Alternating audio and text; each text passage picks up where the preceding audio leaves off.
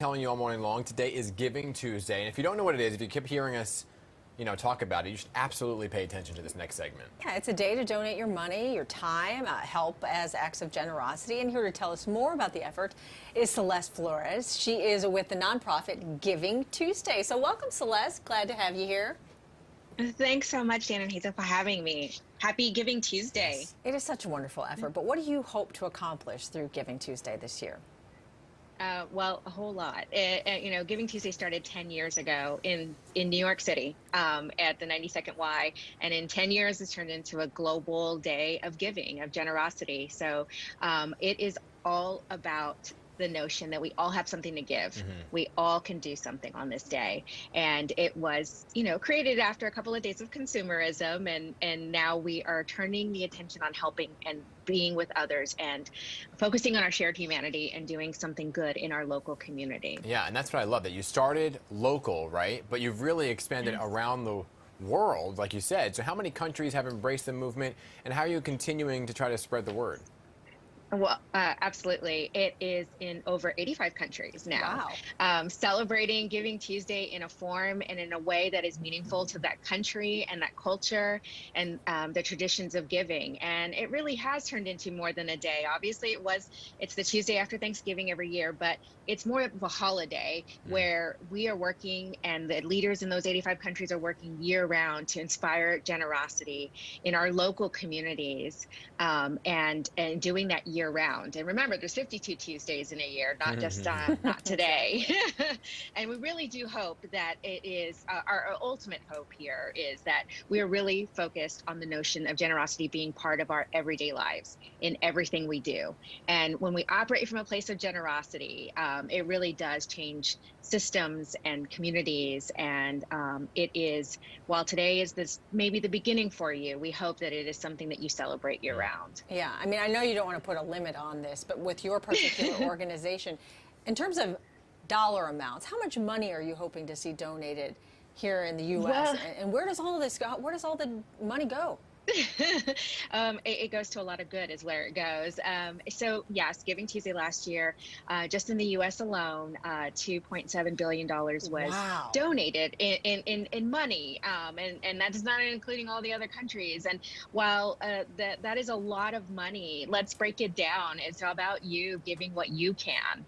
On this day. And that's really ultimately our goal. We don't have a crystal ball. I don't know what that final number will be, but the day continues to grow. The money goes to nonprofit organizations, to neighborhoods, to local communities, and affecting the work that's happening in those communities.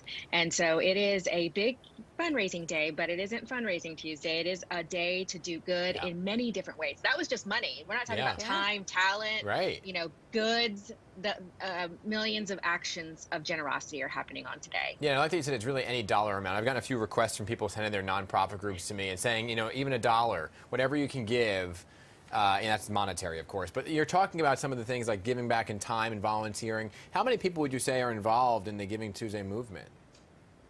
Millions. Yeah. Millions and millions of people. It is that's sometimes a little harder to count, is all of the volunteer hours and all of the donations. We have some way of counting that, and that was in certainly in the millions as well. But it is this notion that we all have something to give, and we're giving what we can on this day, but it leads to more giving throughout the year. So while you might start with that dollar donation, getting involved with organizations and things that are happening in your community, you start giving your time, you start giving goods, then you start thinking about my talent. What could I do for an organization with my talent? Like you said, I mean, we all have something to give, which kind of unites us, brings us together. We have something in common. So has the movement bridged the gap in any way between countries, ethnicities that maybe have hostile relations? That's a really great question. Like I said, we are in 85 countries. That means that 85 countries that are dealing with many different issues than maybe we are dealing with here in the U.S. Conflict and crisis every day, not just even happening right now. And the notion of our shared humanity and generosity is what communities and countries are clinging to during times of conflict and crisis.